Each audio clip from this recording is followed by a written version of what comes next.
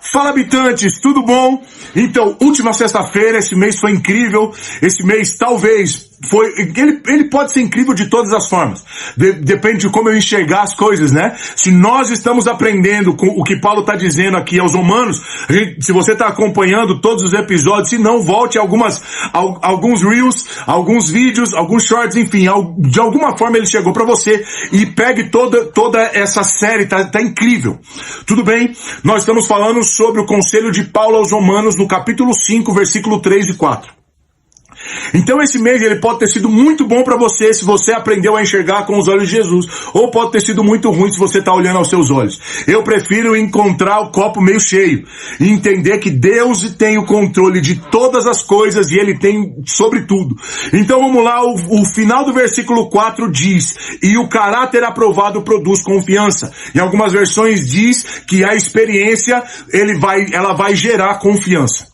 O que acontece toda vez que eu tenho um testemunho?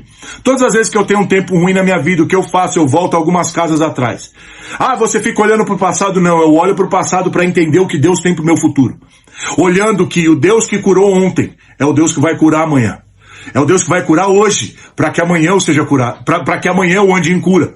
O Deus que supriu ontem é o Deus que vai suprir hoje, para que amanhã eu seja um supridor. O Deus que abençoou ontem é o Deus que vai abençoar hoje, para que amanhã eu seja o abençoador. Essa é a confiança que nós temos quando nós aprendemos que nos gloriarmos nas tribulações vai nos levar a um caminho de perseverança, um caminho de testemunho e um caminho de confiança de que Deus continua o mesmo, ontem, hoje e permanecerá por toda a eternidade. O amanhã pertence a Ele já está no fim.